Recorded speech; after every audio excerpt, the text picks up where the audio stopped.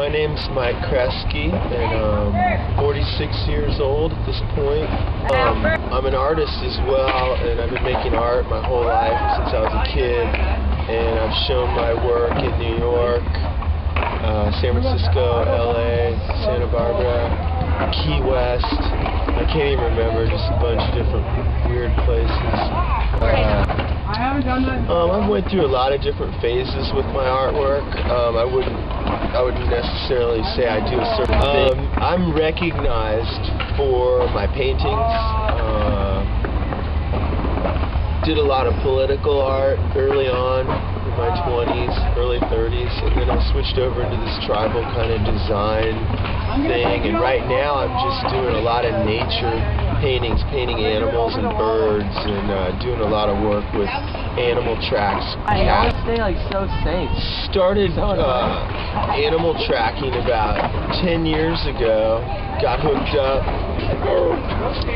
in this survival school, and one of the aspects of the school not only was building shelter, making fire, and finding water, and learning what to eat and what not to eat. There was also a part of the survival week that dealt with animal tracking, and I was really captivated by the animal tracks, and I started journaling tracks and measuring tracks, and I started collecting field guides for birds and plants and trees and animals, mammals, reptiles, amphibians, everything. And I really started studying nature, especially in Santa Barbara around here. I teach tracking. I do a lot of trailing animals. I pick up fresh tracks of animals now and I follow it to the animal, sometimes not, but sometimes do have a success or two when you see the animal. And I'm not really a hunter. I don't use my tracking skills to hunt, although I have an amazing sense of getting close to wildlife and seeing all kinds of wildlife right now. I've seen a lot of butterflies for the first time this season. Just saw a mountain king snake the other day. I was up in a canyon. It's the first snake I saw this year. It's probably the coolest snake you can see around here. And what else? I'm working on a field guide right now for Tracks and Sign of California Wildlife through the University of California Press. It's going to be a really neat field guide. There's going to be some stuff in it that's a little different than field guides of the past. And I'm excited about that. When I was younger, I looked at the mags a lot, and I had heroes for sure. Like those dudes that I looked up to that I tried to emulate their maneuvers and things.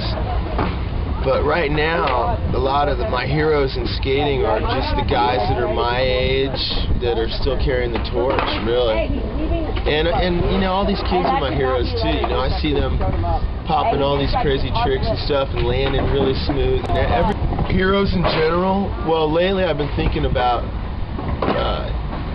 certain role models in society, and we just got through celebrating Martin Luther King's birthday, and some people were aware that Malcolm X was assassinated on February 25th in 1965 or something like that. And people that fought for social justice on a lot of levels in the 50s and 60s, I think those are really my true heroes, because at this point in our history right now, we're kind of lacking leadership on that level, and that the way the media is set up and the way things are, it seems like we don't have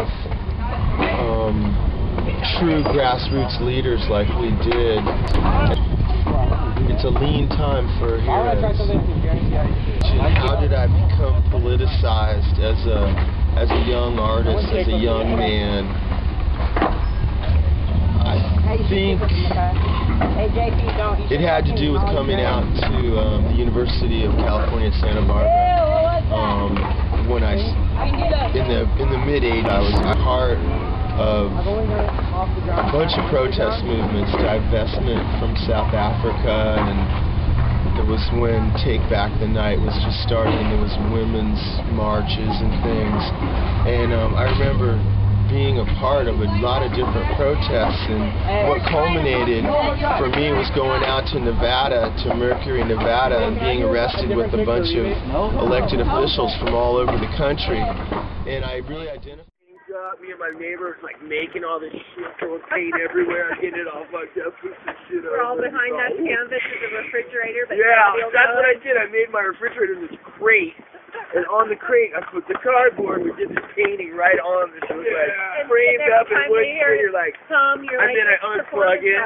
Yeah, I unplugged it the day they came. I'm like, I'm out of here. I tried to work in LA, and I just pulled the plug on the refrigerator so there'd be no noise. Yeah. So you go in there and all this painting.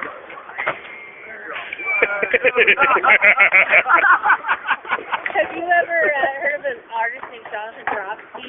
Yeah. Oh, I got to meet him once. No. Yeah, in GC at the Philip Bar. Yeah, special. Yeah, it was cool. Wow, that guy's always tripped me out. Wow. Yeah. Yeah, you know, he was one of my early kind of inspirations too. Yeah, me Come too. to think of I'm it. a painter too, and it's just like. Yeah, I mean, I never really like copied anything he did, but I did. He's made a refrigerator on top of the refrigerator, and you leave it plugged in, so it's. Yeah.